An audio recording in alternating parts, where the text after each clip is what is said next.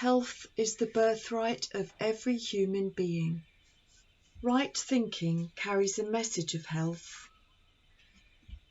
It is only by going right back to the first cause, the source of all life, and adjusting our lives into harmony with spiritual laws, and by identifying ourselves consciously with this infinite power, that we can find true healing.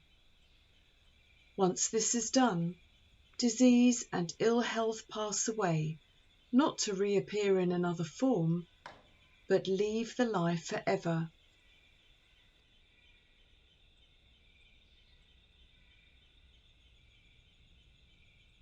But it must not be thought that health is simply the absence of disease, for it is far more than this.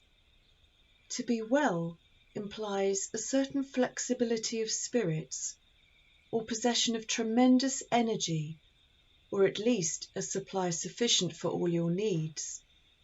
It means being fit and alive and full of joy, both in work and play. One is in tune with the whole universe, as well as one with the source of all life and infinite good. To one who has gained perfect health by spiritual means, all things are indeed divine. Every blade of grass, every opening flower, the nodding trees, the whispering breeze, all speak to his soul and fill his heart with ecstasy and infinite content. The universe is governed by universal law and infinite justice. This law and principle never alter, never fail, and never cease to operate. We therefore have only to work in harmony with the divine law to obtain absolute certain results. We can bring ourselves into harmony with the infinite, and through working daily in the inner world, improve our circumstances in the outer world. So long as we obey the law and work constructively on the inner level, results will keep accumulating until at last they manifest in the outward life. The results must come. Divine law always responds. The power never ceases to operate. What do we mean by fate? The simplest definition is that it is those events over which we have no control.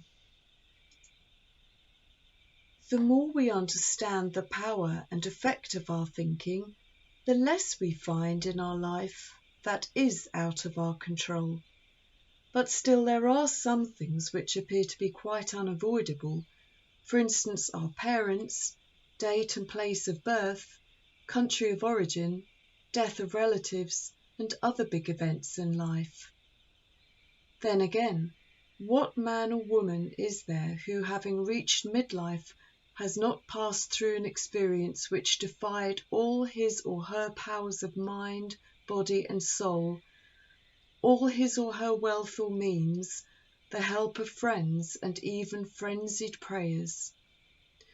Most of us are compelled to acknowledge that life is too big for us to handle, and that there are events in it which are beyond our power to control.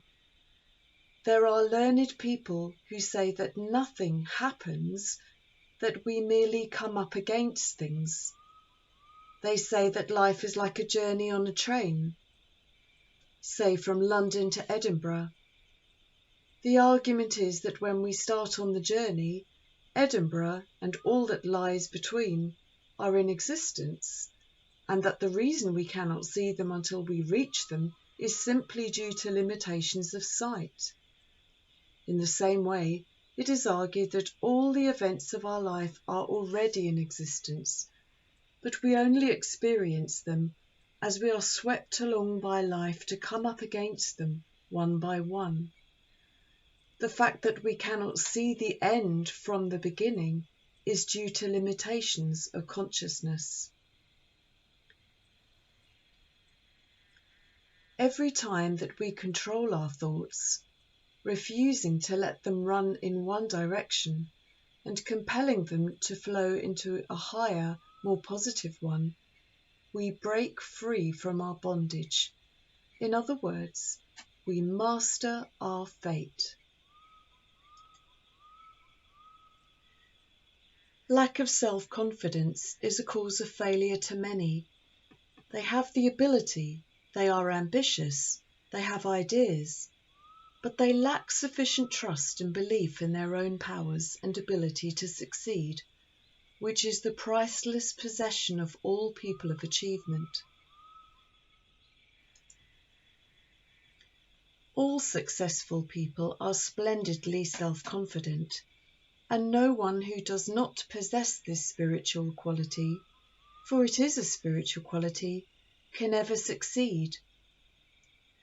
Right thinking develops self-confidence in that it frees us from fear. What would some of us not give to free ourselves from fear and mistrust? Yet it can be done, and the process is not difficult. But far more important than this is the seeker learns to explore the wonders of their own interior mental and spiritual powers and gradually trains them and uses them. When the seeker discovers he or she can draw upon limitless powers and can call upon inexhaustible resources, there develops within the mind confidence, certainty, and a perfect trust in these inward powers. The seeker, instead of saying, "Can I do it?" says, "I can do it," and believing what he says, goes and does it, relying upon the inward power to carry him through, and this power never fails.